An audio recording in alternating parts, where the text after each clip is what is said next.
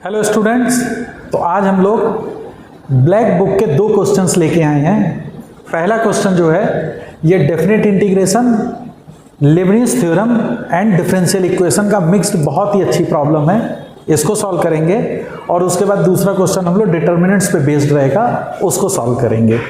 तो पहले आप इस क्वेश्चन को पढ़िए और खुद से ट्राई करने की कोशिश करिए, फिर अब हम लोग इस क्वेश्चन को सॉल्व करते हैं। तो देखिए क्वेश्चन दिया था कि एक फंक्शन डिफाइंड है from R positive to R and it's a differentiable function, और कंडीशन साथ में दी गई है कि f ऑफ 1 की वैल्यू 3 है। साथ ही साथ एक इक्वेशन उसने दे रखी है और हमको कैलकुलेट करना है f ऑफ e की वैल्यू, और 4 ऑप्शंस दिए गए हैं, सिंगल चॉइस करेक्ट आंसर था।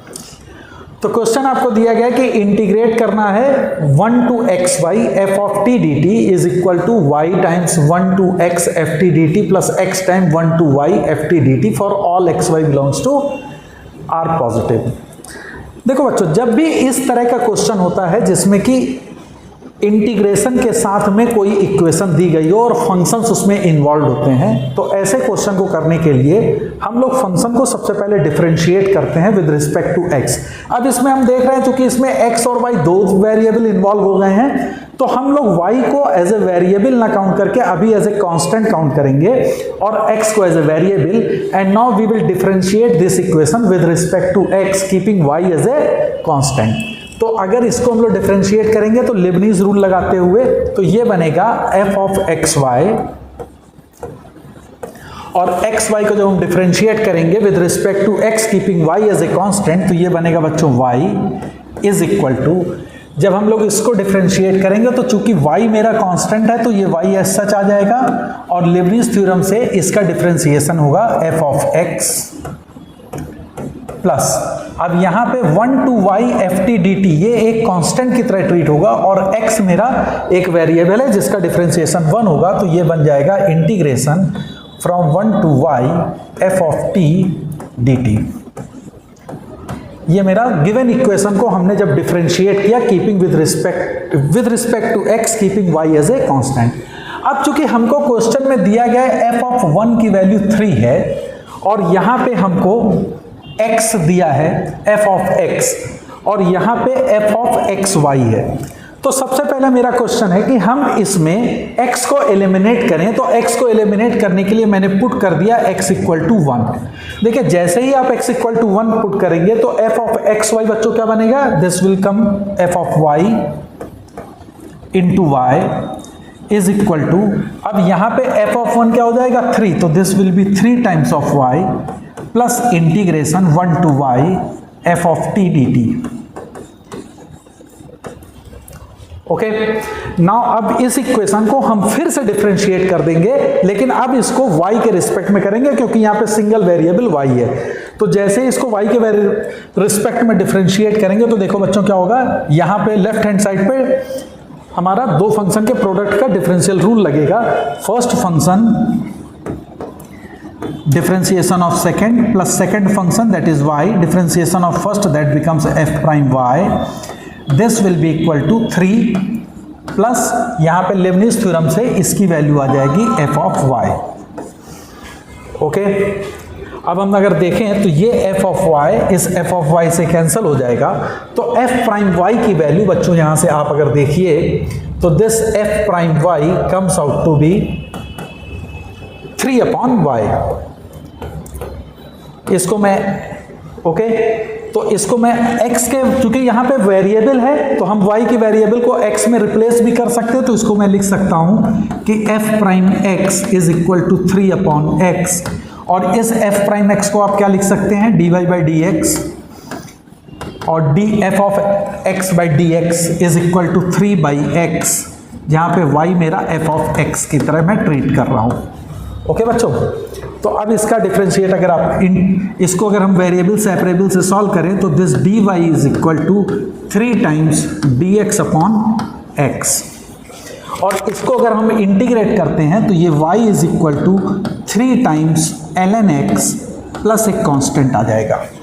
अब आपको कंडीशन चूंकि दी गई है कि f ऑफ 1 की वैल्यू 3 है, तो जैसे ही हम x की वैल्यू 1 रखेंगे तो y विल बी 3 तो x की वैल्यू 1 रख के y इक्वल टू 3 अगर हम पुट करते हैं तो आपको c की वैल्यू 0 मिल जाएगी।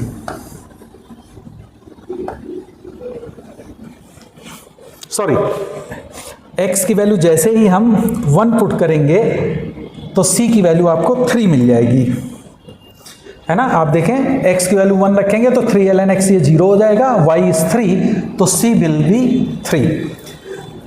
ओके, तो अब हमारा function y is equal to क्या होगा, 3 ln x प्लस 3। तो मैं यहां पे सॉल्व कर रहा हूं इसको, तो आपका y इज इक्वल टू हो जाएगा 3 ln x प्लस 3।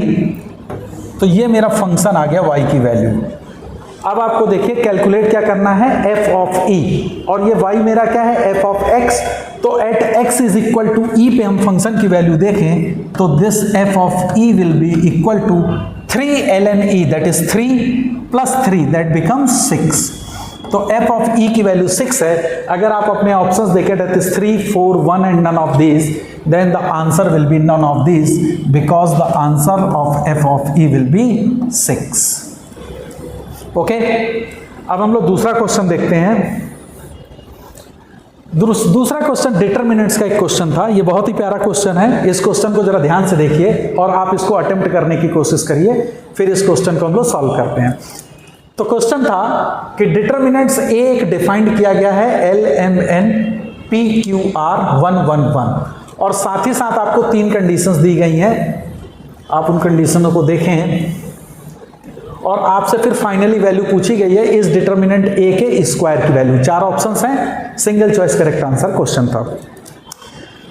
तो अब इस क्वेश्चन को ट्राई करने के लिए सबसे पहले हमारी नजर जाती है कि जो कंडीशंस दी गई हैं that is L minus M का whole square plus P minus Q का whole square is equal to 9।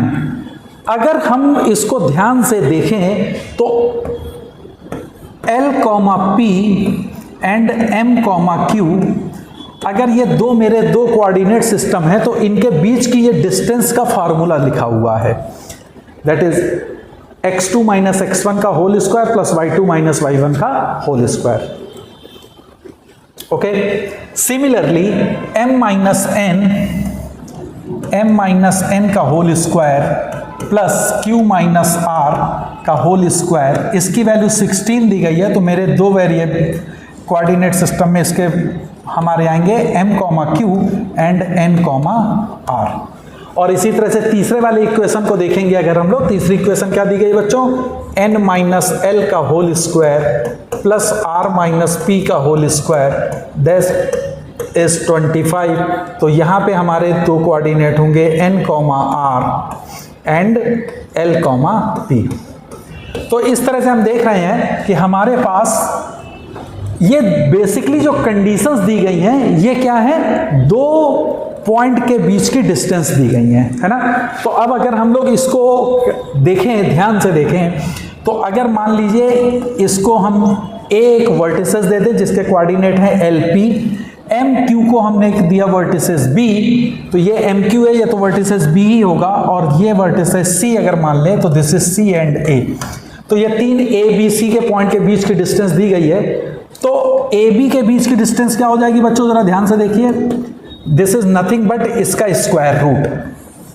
Okay, तो दिस कम्स टू बी 3। इसी तरह से अगर हम लोग BC के बीच की डिस्टेंस देखें तो BC के बीच की डिस्टेंस है 4 एंड CA के बीच की डिस्टेंस देखें तो दिस इज 5।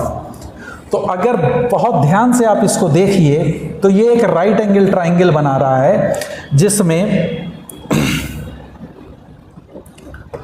BCA, AC की वैल्यू है 5, BC की वैल्यू है 4 एंड AB की वैल्यू है 3।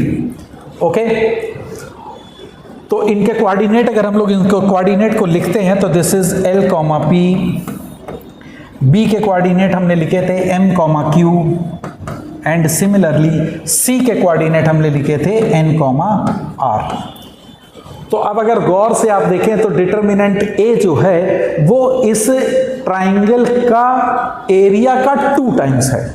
क्योंकि इसके अगर ट्राइंगल का एरिया आप निकालेंगे तो वो इस डिटर्मिनेंट्स का हाफ होगा, means the value of the determinants is nothing but the area of this triangle का 2 टाइम्स। तो what is the area of this triangle?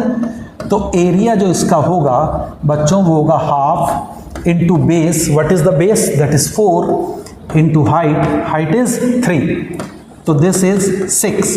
तो area of the triangle is 6, it means the value of the determinant is nothing but it is the 2 times the area, so the value of this determinant is nothing but this comes out to be 12। हो जाएगा बच्चों? Area of the इस determinants की value 12 होगी क्योंकि वो area of the triangle का 2 times होगा। और आपसे क्वेश्चन में पूछा गया है what is the value of the determinant A square, तो ए स्क्वायर कितना हो जाएगा? 144। 12 का square is 144। The answer correct is C.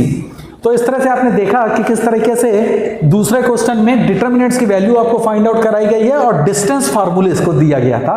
तो अगर हम लोग इस जगह से क्वेश्चन को अगर स्ट्राइक करते तो इस क्वेश्चन को बहुत आसानी से सॉल्व किया जा सकता है, अदरवाइज क्वेश्चन को करने में बहुत ही टाइम लगता।